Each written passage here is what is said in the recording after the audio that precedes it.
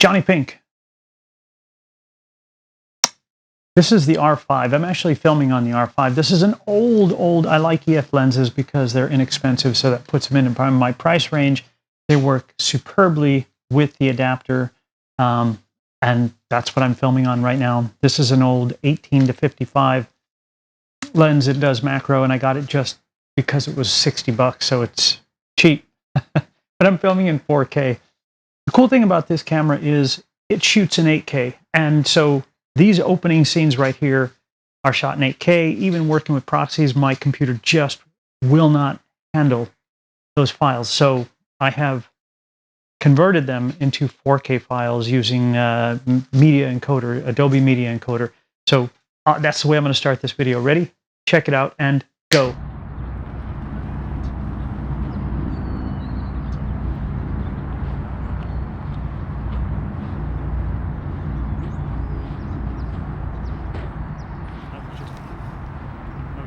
Now I'm actually recording. But look at that. Wow.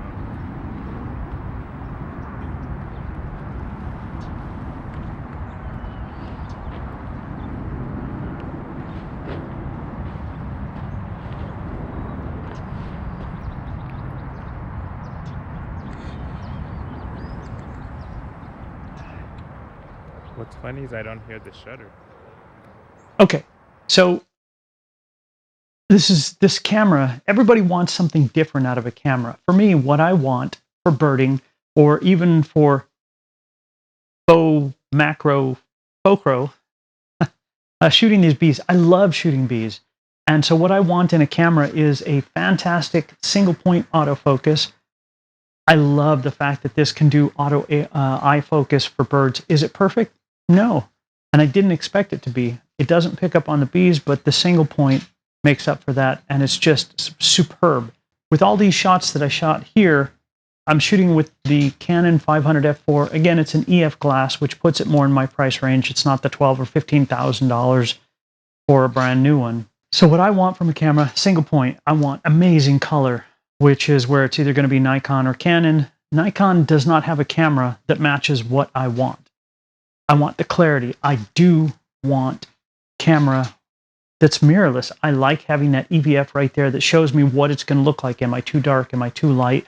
It's not, I'm not just looking at a histogram or light meter that moves inside there where I want. And I get everything from this amazing camera. The other thing that I personally want for wildlife, because one thing you're always struggling with is reach.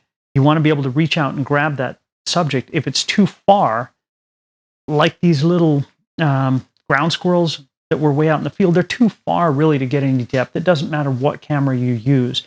And if you put an extender on there, you lose some of the clarity and you lose some of the light. I've noticed with Canon that doesn't seem to be an issue, even with this extender. Maybe with the 2x, I'm only using a 1.4. But I like a large sensor. Figure, I know I've said this before, I'm looking at my notes down here, but if you have 40 megapixels that you're working with, and you're only using half the frame, so mathematically it should still be 20 megapixels. If you start with a 20 megapixel sensor and you cut it in half, mathematically you're using 10 megapixels. I don't know how all the math works out, but that's what makes sense to me. So for bees like this, I couldn't fill my frame, but when I crop in, I still have definition and clarity. And that is something that I want out of a larger sensor, the ability to crop way in.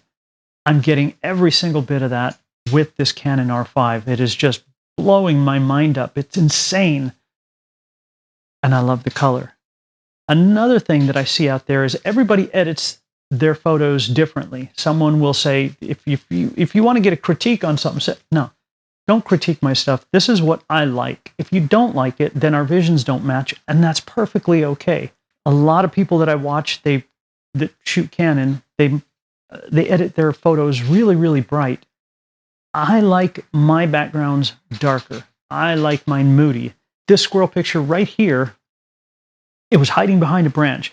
Some people say, well, you can clean that out. I like it. I don't mind a messy background. Again, it's my vision in photography. So don't ever let anybody tell you that it's wrong.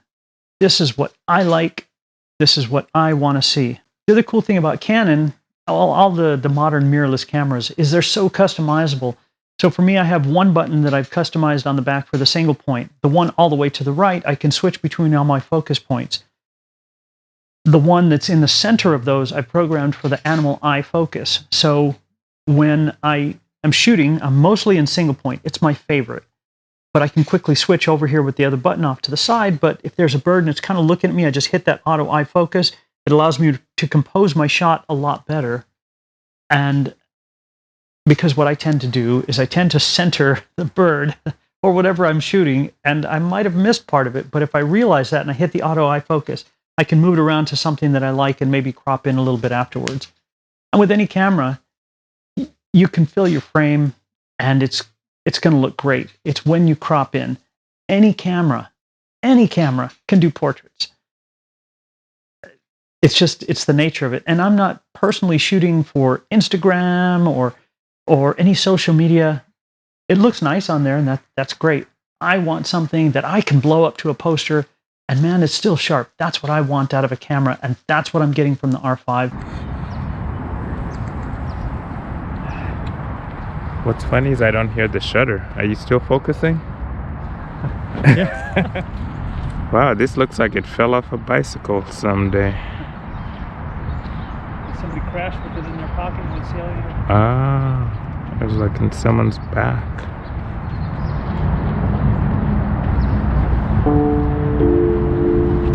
Have you filled the frame here?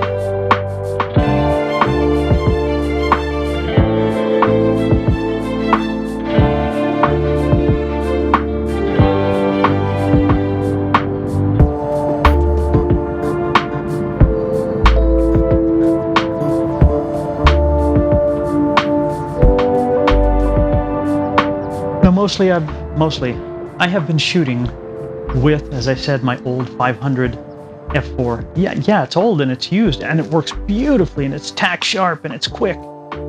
But I think most people are going to go buy the Sigma 150 to 600 That's what was recommended to me. It's inexpensive. It's probably about $900, brand new. For what you're getting, it's an awesome lens.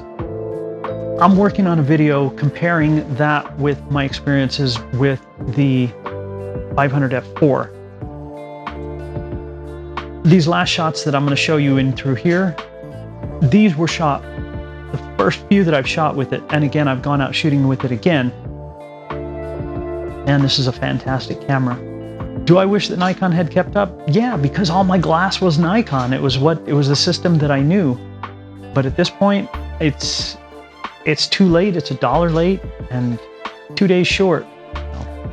I know I said that completely backwards. I absolutely meant to. So anyway, enough gushing about this camera. I'm just having fun with it. My next venture, going out with James, he's going to teach me how to do some macro photography. So I have a macro lens. It's a 100mm Canon, of course. A couple of extension tubes, and for right now, I'm just going to use one of my old cheap flashes that's a universal that should work on that, and I'll diffuse it. And we'll see what kind of trouble I can get into without climbing deeper into that rabbit hole. JonnyPink saying thanks, man. I appreciate it. No, it doesn't say it. This is Hell, Michigan. My wife got me this shirt on a trip. So thanks. Not my normal setup, but I have to do something. I just wanted to get this done quickly. Again, saying thank you. I appreciate it. You guys have a fantastic day. This Canon R5 is just blowing my mind up. It's an insane camera. And for me, it is the camera that I want. Everybody wants something different. Of course, I've worked really hard knowing how to control my light and my subjects and what I want and what my background is. That's just something that you get with experience and time. Man, again, I'll shut up now. We'll see you guys.